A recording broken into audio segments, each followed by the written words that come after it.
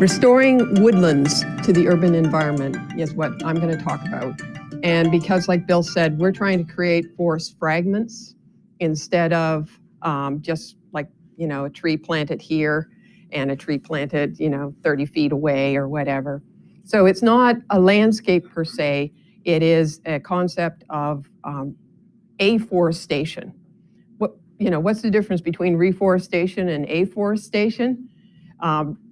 Reforestation is when you reforest where there was a forest. And afforestation is more what we're doing, where there hasn't been a forest for a long time. That's afforestation. Our research has several novel aspects to it. One of them is planting of these small liners. So there are liners that are a ½ inch in caliper. And then, of course, we can plant these en masse with one tree. Instead of one tree, like we just said, every 15 square feet or whatever, we can put in a tree at 5 to 8 foot spacing, as you're seeing here in the Toronto sites, or 6 foot centers, as we've used in Gahanna. And we'll talk more about that later. But one of the spin-offs of this has been planting these small liners is that they're a lot cheaper than, of course, a 2.5 inch tree. And so in municipalities that are having problems with their economies, of course, and replanting of all the trees that are lost with emerald ash borer, there's getting to be a interest in planting of liners. And the main thing I'm going to talk about today is why these smaller liners are better adapted to survival in these sites. So where does this fit in? I feel it fits in this whole new concept of sustainable landscaping. And we all have different things that we talk about in terms of sustainable landscaping, all these great things like soil management, reducing water use, et cetera, et cetera. And then we talk about less polluting tools, but in very few of these things about sustainable landscaping, when you see the definition, do they talk about urban reforestation or afforestation, which is, really, okay, yes, let's use less polluting tools, but really the nursery and landscape industry is the manufacturer and utilizer of the tools that clean the environment. We are the ones that have those tools. And so we should be really selling ourselves on that kind of thing, on the ability to clean up the environment with the products that we're selling. We're no longer an ornamental industry, an esoteric kind of thing. We actually are doing amazing things with the products that we produce.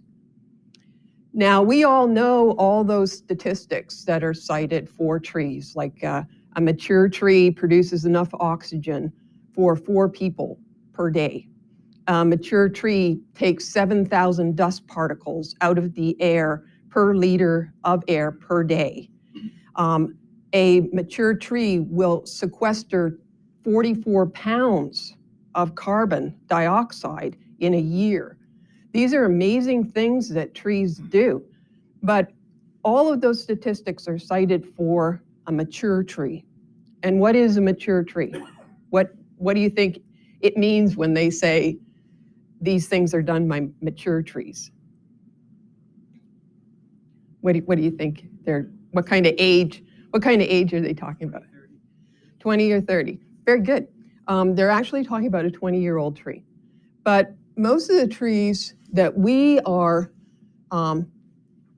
seeing in the street trees that we're planting are living to 7 years. These are USDA statistics.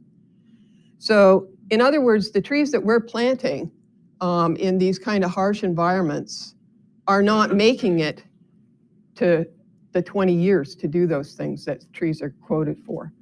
So as much as reforestation, afforestation are issues in the United States, really I think there's a bigger issue, and that is in survival of the plant material that we are planting.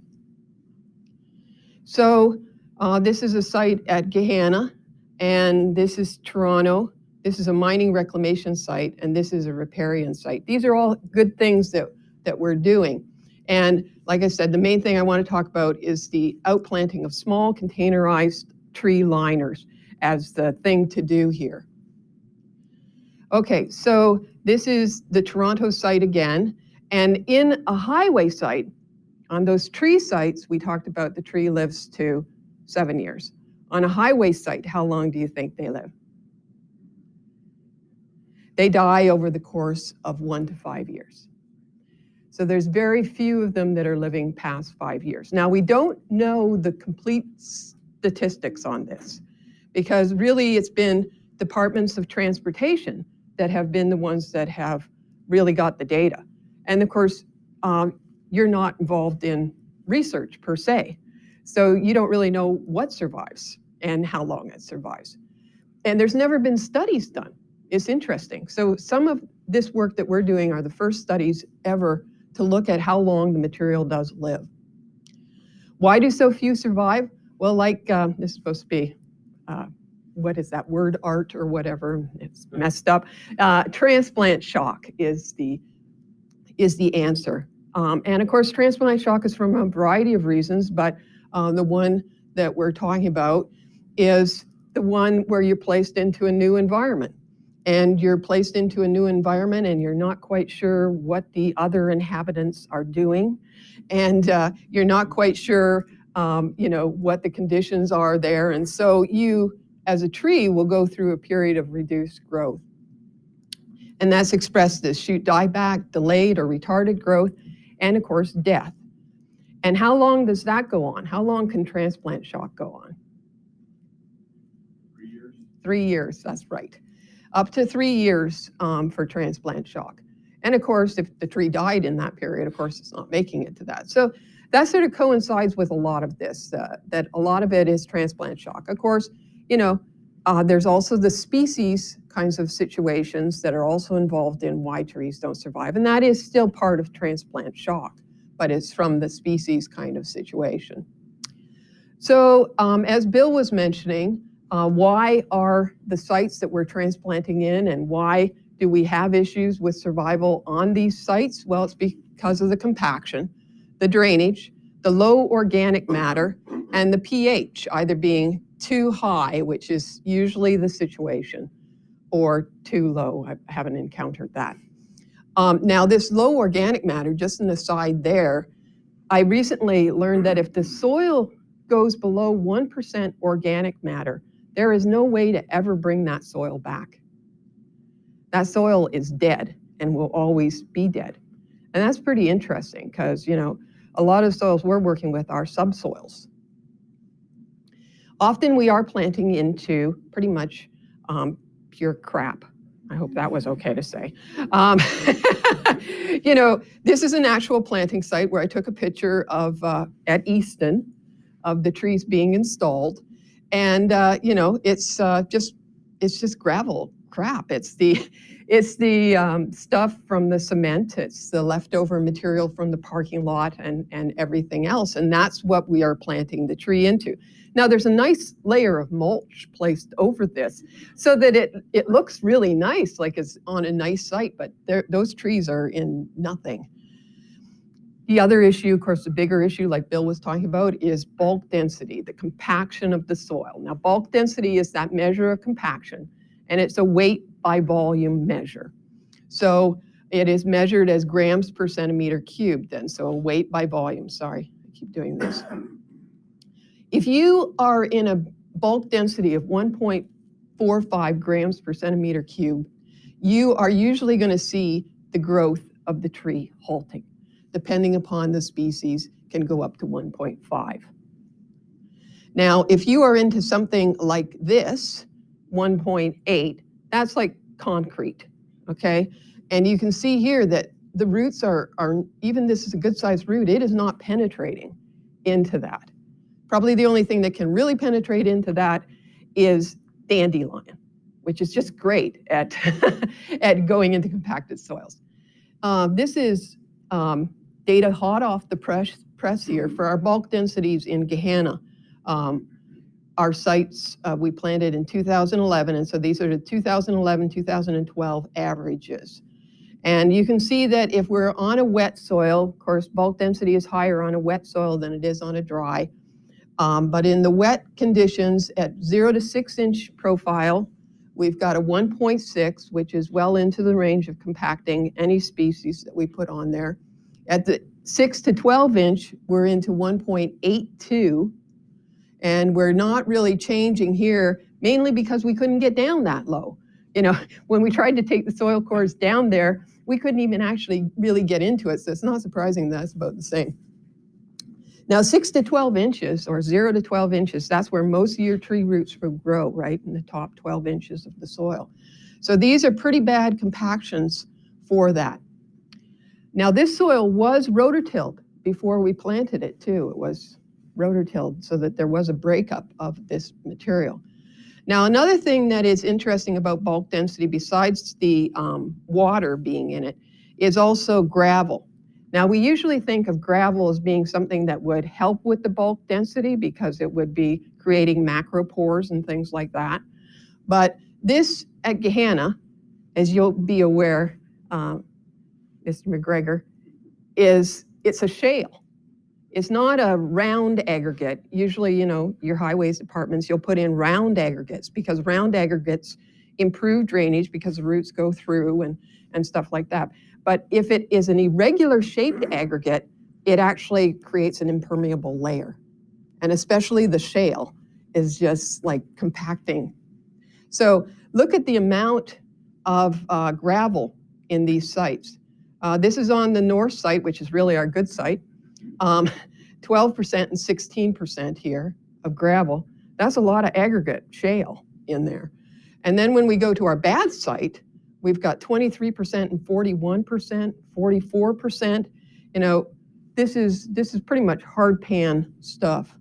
And the bulk densities are very similar to the north side.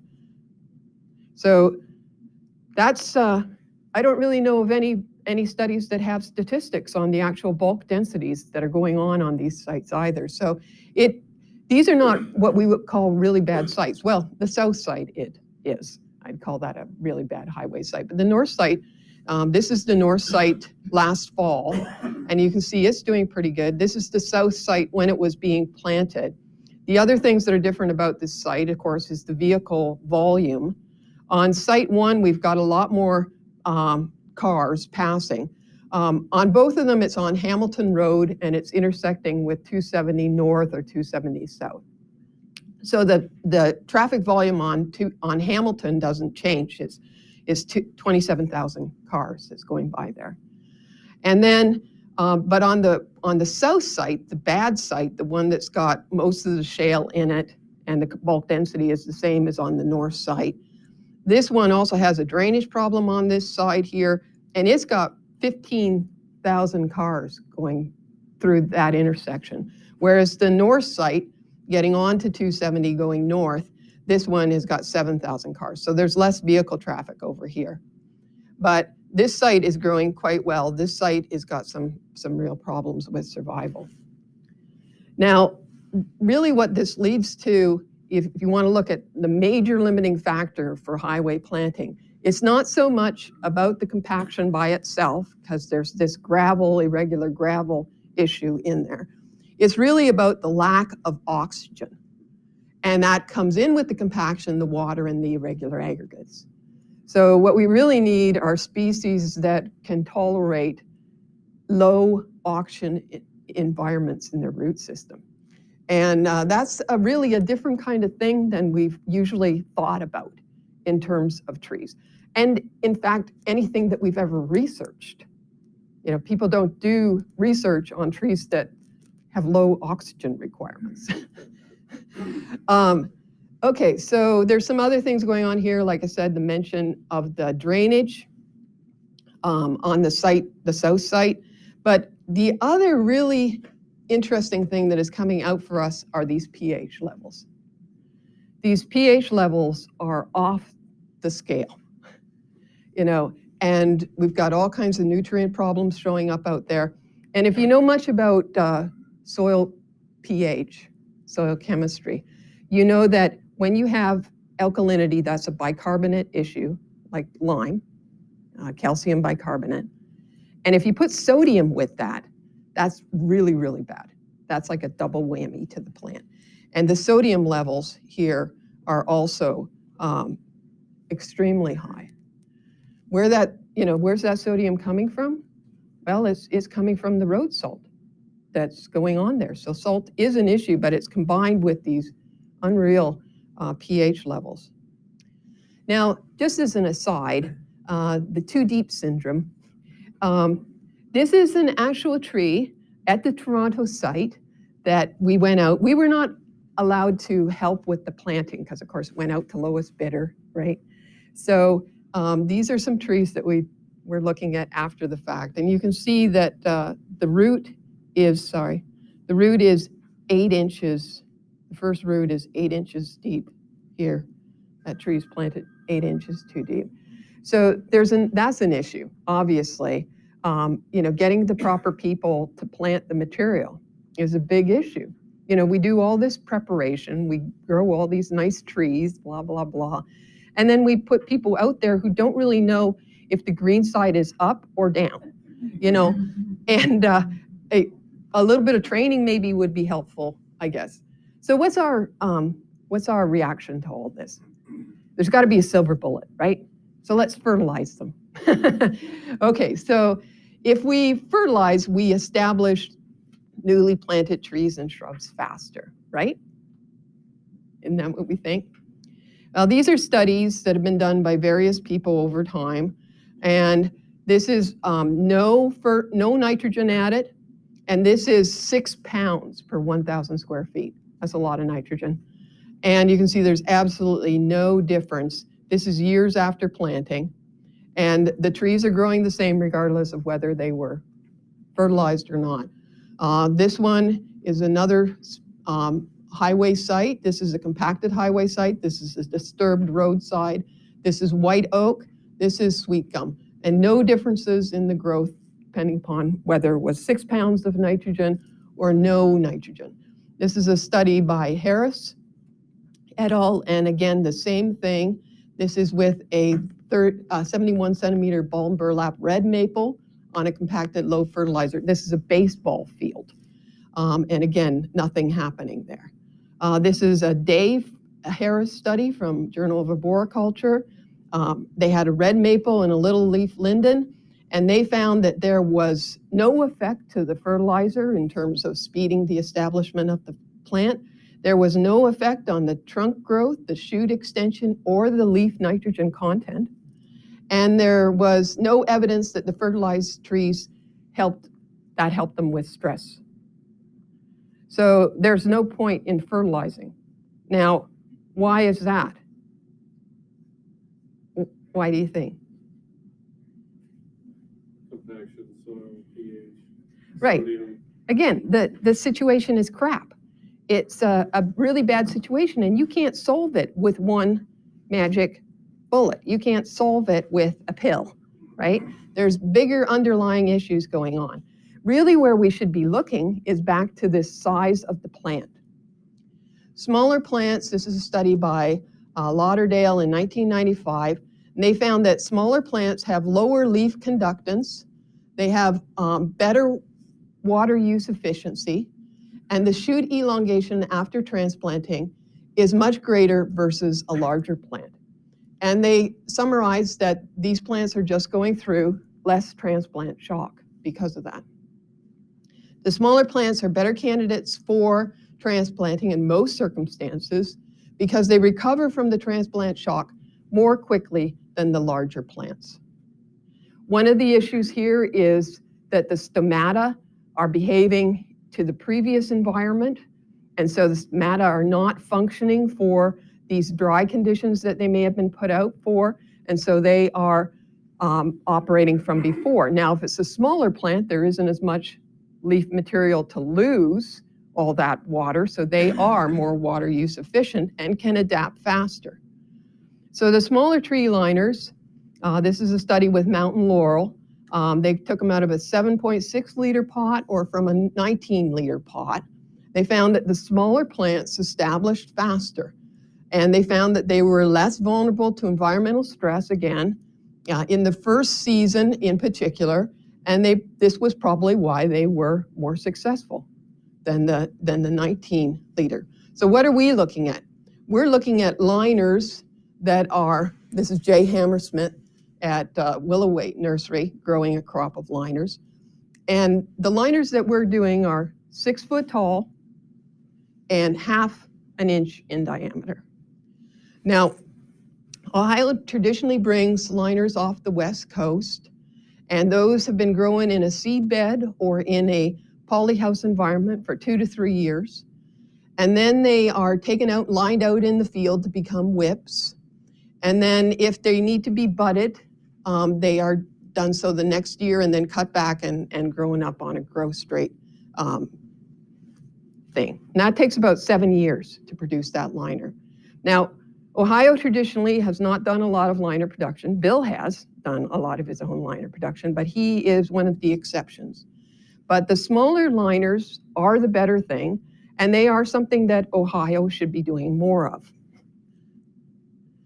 Nubian Fair had a study with Frank's Red, and they found that the 1/2 inch liner, if they put that 1/2 inch liner versus their 3/4 inch liner or their 1 inch liner, after 18 months in production, that 1/2 inch liner had greater height and caliper growth than the bigger liners. Also, when they took those plants and they were transplanted into 15-gallon pots versus a smaller pot, they also grew bigger in height. So 2 things here. The 1/2 inch, the smaller is better than the bigger liners that you would get off the West Coast. And also the putting it into a bigger area is going to increase your growth. This is another study from Europe. And this one, so that's why it's an Elaeagnus that we don't really know here. But they put it either into a 2, a 3, a 5, or a 12. Again, putting it into the 12 obviously increased its growth quite a bit. But coming out of a Jiffy pot also was really significant versus coming out of a 85 plug tray, so just little wee plugs. Now, what are we talking about here? These LE plugs are aerated. The Jiffy plugs are aerated. You get a nice root system forming. And this had a major effect on the plant as well.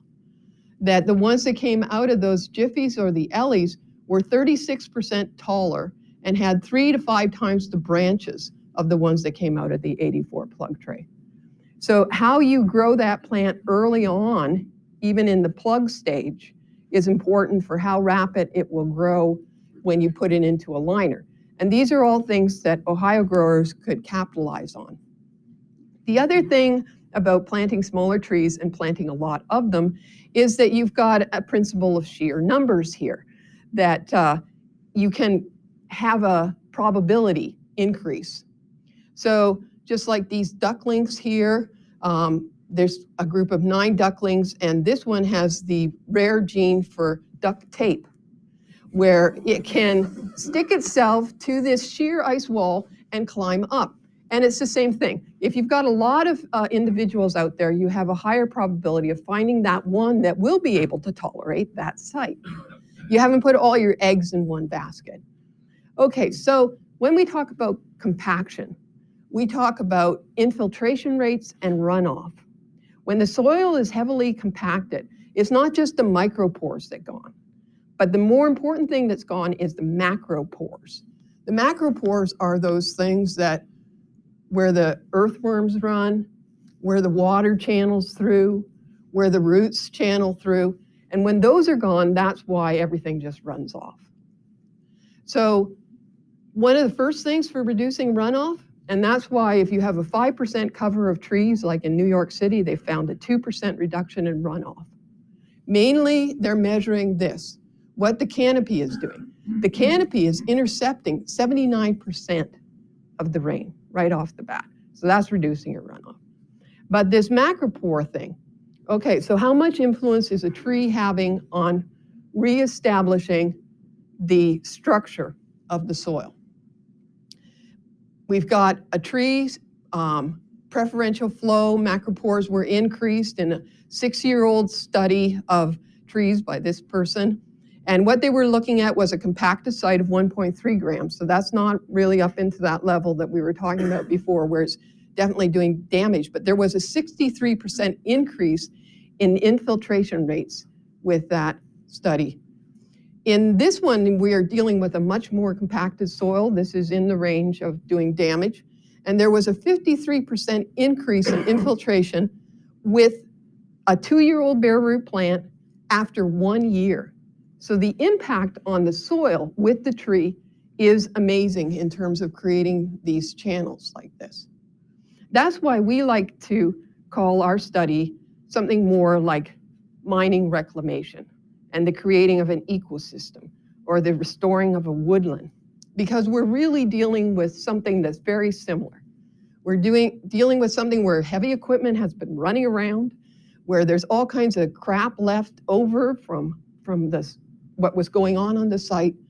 It has been got heavy metals in there. It's got all kinds of things. Except we've got one thing worse, and that is salt. We've got salt on top of all of this.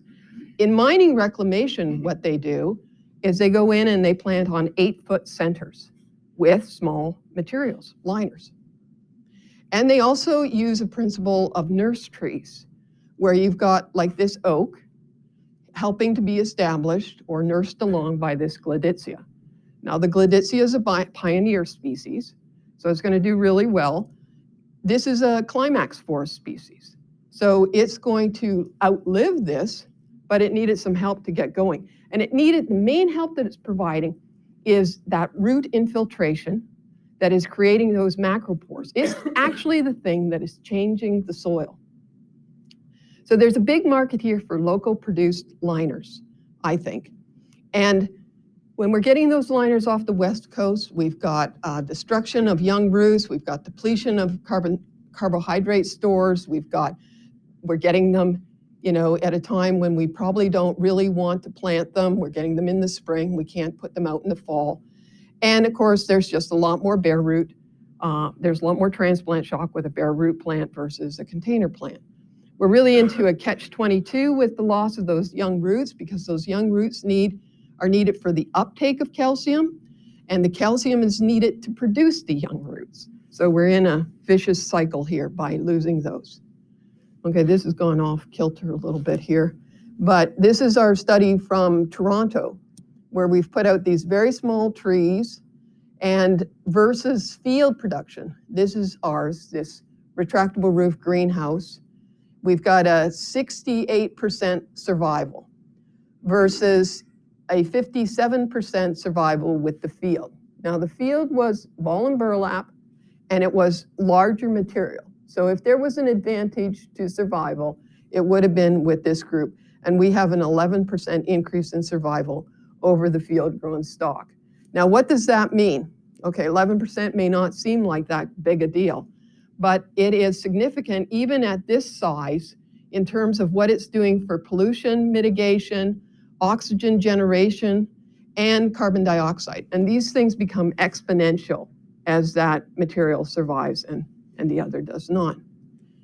Now, salt. Bill was talking about salt. We have seen a fairly good correlation with salt, but not completely. Here we've got site 4, and with a very high salt, and we've got site 5 and 6 with very low salt. Now, if we look at the graphs of how those sites are growing, site 4 is right in line. Site 4 is got the very high salt, and it has very low survival. Site 5 has low salt, and it has very high, and 6. But let's look over here at these 3 sites. Okay, so going back, we have a salt level that is definitely higher than what it should be, and we have our lowest salt level on site 3. Okay, now we should have our lowest survival on this one, and we don't. And we've got a pretty good survival here with a salt level that's pretty high. So on these 3 sites, which are all at the 427 and Allen Expressway, the salt is concurring with the results. But at these sites, which is the 401 and the 427, which is the busiest highway in North America, that intersection there, that is not concurring with salt levels. This is an actual soil sample from those sites that are not concurring. It is, I would say, well beyond what you would call a 1.8. We can't actually do soil-related issues up in Canada because, oddly enough, they don't like you bringing soil across the border. I found out the hard way. They also don't want you bringing plant material either. Anyways, you can see the only organic matter in this is what they put on for mulch, and then it has fallen down with the shovel going in. So what happens here? This site was planted in June of 2010, and you can see that everything is just running off because the water can't infiltrate. This is in 2011 in March, and again, just following these channels off the site. In conclusion, I just want to say that we have a huge land source in highways. There's 60 million acres of land associated with right-of-ways in the United States. That is 4 times the total farmland in Ohio. It represents 15% of the total arable land that we have in the United States, because most of these highways are running through arable land kind of situations. Now, these sites, as we talked about, have to be reclaimed, very much like mining sites. The best way to do that is with high numbers and planting smaller materials. So there's another 13 million acres in Canada. The impact of planting these sites, still leaving the required right-of-way that you have to, but planting out in the outer areas or planting in the interchanges, that is a huge impact on oxygen, carbon dioxide, methane, nitrous oxide, runoff, pollution. It is a tremendous opportunity that we have to have an impact on global warming. Also, it's a good place for highway departments to potentially get carbon credits whenever the United States decides to sign the Kyoto Accord, which hopefully they will eventually. But carbon credits are selling on the stock market now in the United States pretty low, and the rest of Europe and the rest of the world pretty high. So when these trees get to a certain age of 20 years of age, they will be worth something. Right now, they're worth something in their ability to deal with runoff, okay, if we plant at the sites. Plus, this is a big economic incentive for the economy. So really, if you're not part of the solution, you are part of the precipitate. So I hope that we're all part of the solution.